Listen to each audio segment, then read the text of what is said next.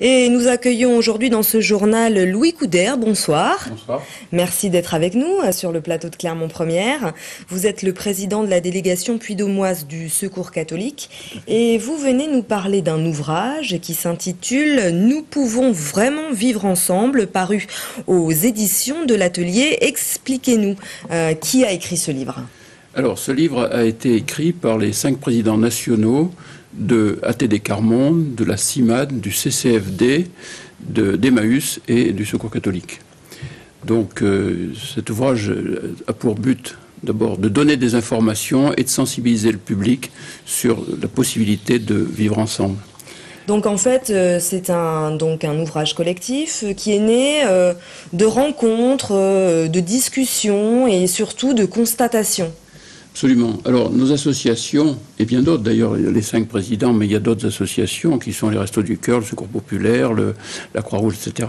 Mais toutes les associations ont l'habitude de se rencontrer et les 5 qui ont coécrit ce livre, sensibilisés comme au plan national, mais comme nous le sommes aussi au plan local, ont décidé, chacun d'émettre, de donner leur avis et d'avoir aussi quelques préconisations. Et surtout de le mettre par écrit, parce que nous sommes en pleine année électorale et qu'ils voulaient donner leur avis, leur opinion.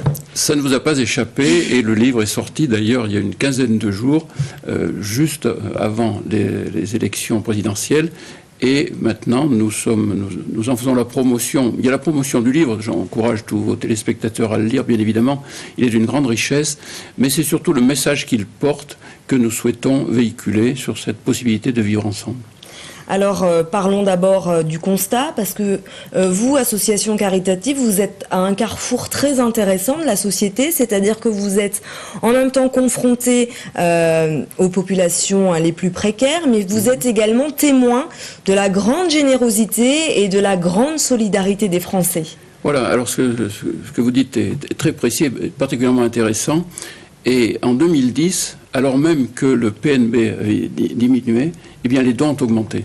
Alors 2011, on n'a pas encore les statistiques, mais dans notre association, et j'étais récemment avec le président national, on se disait, les Français sont toujours généreux, est-ce que ça va durer? Eh bien oui, ça dure, parce qu'il y a une sensibilisation, une perception de cette douleur, de cette souffrance morale et physique aussi, qui font que le Français est généreux.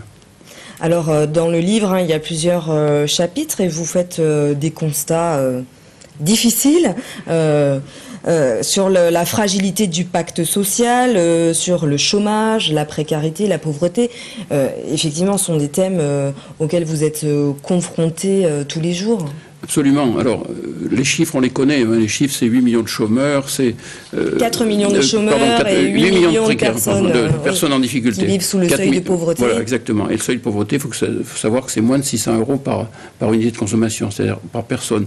Et c'est 870 pour 2 personnes. Enfin bref, ça 3 millions de personnes confrontées au chômage, plus de 3 millions.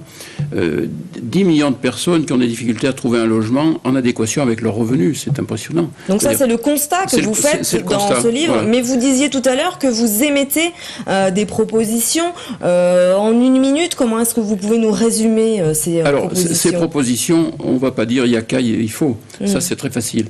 Mais je crois qu'il faut recueillir, j'emploie le mot il faut quand même, pardonnez-moi, recueillir l'avis des gens qui sont touchés par cette difficulté. Et ces gens ont des choses à nous dire. Il faut faire un diagnostic. Le diagnostic, je dirais qu'il est fait, mais après, les préconisations, eh bien, on ne va pas les imposer. Et il y a quelque chose dans ce livre que vous avez sans doute vu, une personne qui disait « J'ai découvert que j'étais pauvre le jour où les seules personnes qui me parlaient étaient payées pour ça ». Bon, eh bien, je crois qu'il faut dépasser cette notion. Et bien sûr qu'il y a les services sociaux, et on est dans un pays où c'est pas si mal, mais pour autant, les solutions, elles ne peuvent pas venir, elles ne peuvent pas s'imposer d'un système social, d'association. Elles peuvent se faire, elles ne peuvent se faire qu'avec les gens qui sont touchés par la précarité. Merci beaucoup, Louis Coudert, d'être venu sur ce plateau nous parler donc d'un ouvrage qui s'intitule « Nous pouvons vraiment vivre ensemble », un ouvrage collectif, vous l'avez dit, qui est paru aux éditions de l'Atelier. Merci. Je vais plus loin, je dirais nous devons vivre ensemble. Merci Louis Coudert.